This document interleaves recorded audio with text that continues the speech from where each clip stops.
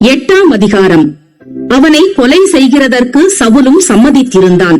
அக்காலத்திலே எருசலேமிலுள்ள சபைக்கு மிகுந்த துன்பம் உண்டாயிற்று. அப்போஸ்தலர் தவிர மற்ற யாவரும் யூதேயா சமாரியா தேசங்களில் சிதறப்பட்டு போனார்கள்.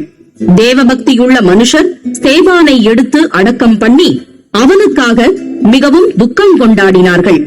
சவுல் வீடுகள் தோறும் நுழைந்து புருஷரையும் ஸ்திரீகளையும் இழுத்துக் கொண்டு போய் காவலில் போடுவித்து சபையை பாழாக்கிக் கொண்டிருந்தான்.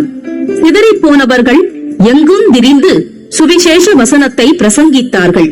அப்பொழுது பிலிப் என்பவன் சமாரியாவிலுள்ள ஒரு பட்டணத்திற்கு போய் அங்குள்ளவர்களுக்கு கிறிஸ்துவை குறித்து பிரசங்கித்தான். பிலிப்பு செய்த அதிசயங்களை ஜனங்கள் கேள்விப்பட்டு கண்டு அவனால் சொல்லப்பட்டவைகளை ஒருமனப்பட்டு கவனித்தார்கள். அநேகரில் இருந்த அசுத்த ஆவிகள் மிகுந்த சத்தத்தோடே கூப்பிட்டு அவர்களை விட்டு புறப்பட்டது. அநேகம் திமிர்வாதக்காரரும் சப்பானிகளும் குணமாக்கப்பட்டார்கள். அந்த பட்டணத்திலே மிகுந்த சந்தோஷம் உண்டாயிற்று. சீமோன் என்று பெயர் கொண்ட ஒரு மனுஷன் அந்த பட்டணத்திலே மாயவித்தை காரணாயிருந்து தன்னை ஒரு பெரியவன் என்று சொல்லி சமாரியா நாட்டு ஜனங்களை பிரமிக்க பண்ணி கொண்டிருந்தான். தேவனுடைய பெரிதான சக்தி இவன்தான் என்று எண்ணி சிறியோர் பெரியோர் யாவரும் அவனுக்கு செவி கொடுத்து வந்தார்கள். அவன் அநேக காலமாய் தன்னுடைய மாய வித்தைகளினாலே அவர்களை பிரமிக்க பண்ணினதினால் அவனை மதித்து வந்தார்கள். தேவனுடைய ராஜ்யத்துக்கும் இயேசு கிறிஸ்துவினுடைய நாமத்துக்கும் ஏற்றவைகளை குறித்து பிலிப்பு பிரசங்கித்ததை அவர்கள் விசுவாசித்த போது புருஷரும் ஸ்திரீகளும் ஞானஸ்நானம் பெற்றார்கள். அப்பொழுது சீமோனும் விசுவாசித்து ஞானஸ்நானம் பெற்று பிலிப்பை பற்றி கொண்டு அவனால் நடந்த அடையாளங்களையும் பெரிய அற்புதங்களையும் கண்டு பிரமித்தான்.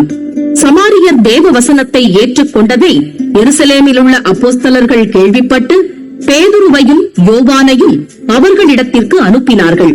இவர்கள் வந்த பொழுது அவர்களில் ஒருவனும் பரிசுத்த ஆவியை பெறாமல் கர்த்தராகிய இயேசுவின் நாமத்தினாலே ஞானஸ்நானத்தை மாத்திரம் பெற்றிருந்தவர்களாக கண்டு அவர்கள் பரிசுத்த ஆவியை பெற்றுக் கொள்ளும்படி அவர்களுக்காக ஜெபம் பண்ணி அவர்கள் மேல் கைகளை வைத்தார்கள்.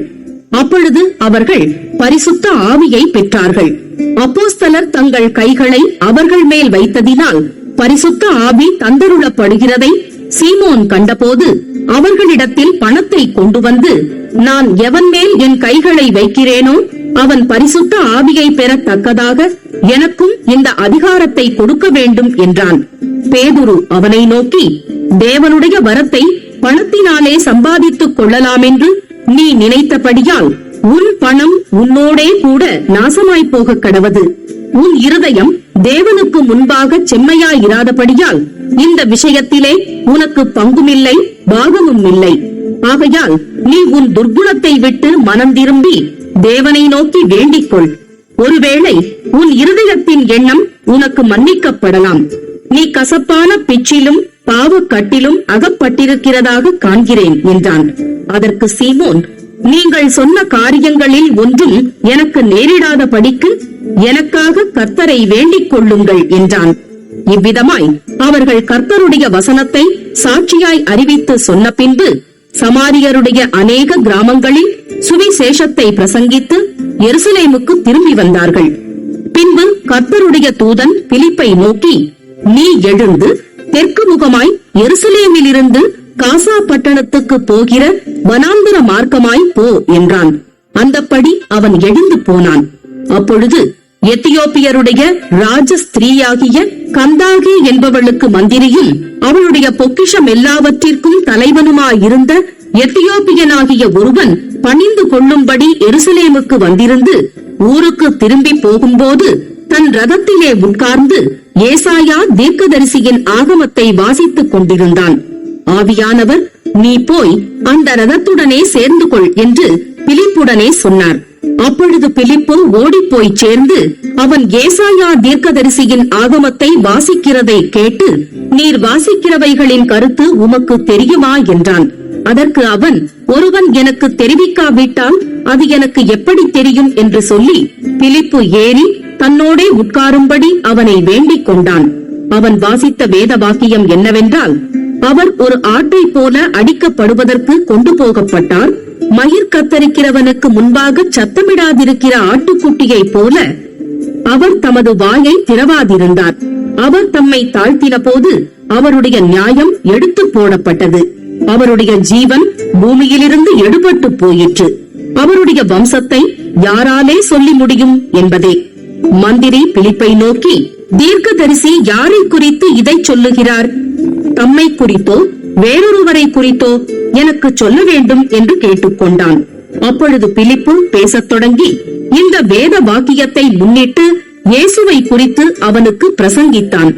இவ்விதமாய் அவர்கள் வழிநடந்து போகையில் தண்ணீர் உள்ள ஓரிடத்திற்கு வந்தார்கள். அப்பொழுது மந்திரி, இதோ தண்ணீர் இருக்கிறதே, நான் ஞானஸ்நானம் பெறுகிறதற்கு தடை என்ன என்றான். அதற்கு பிலிப்பு, நீர் முழு இருதயத்தோடும் விசுவாசித்தால் தடையில்லை என்றான். அப்பொழுது அவன், இயேசு கிறிஸ்துவை தேவனுடைய குமாரன் என்று விசுவாசிக்கிறேன் என்று சொல்லி ரதத்தை நிறுத்தச் சொன்னான். அப்பொழுது பிலிப்பும் மந்திரியுமாகிய இருவரும் தண்ணீரில் இறங்கினார்கள். பிலிப்பு அவனுக்கு ஞானஸ்நானம் கொடுத்தான். அவர்கள் தண்ணீரிலிருந்து கரையேறின பொழுது கர்த்தருடைய ஆவியானவர் பிலிப்பை கொண்டு போய்விட்டார். மந்திரி அப்புறம் அவனை காணாமல் சந்தோஷத்தோடே தன் வழியே போனான். பிலிப்பு ஆசோத்திலே காணப்பட்டு அவ்விடத்திலிருந்து பிரயாணம் பண்ணி செசரியாவுக்கு வருகிற வரையில் சகல பட்டணங்களிலும் சுவிசேஷத்தை பிரசங்கித்துக் கொண்டு வந்தான்.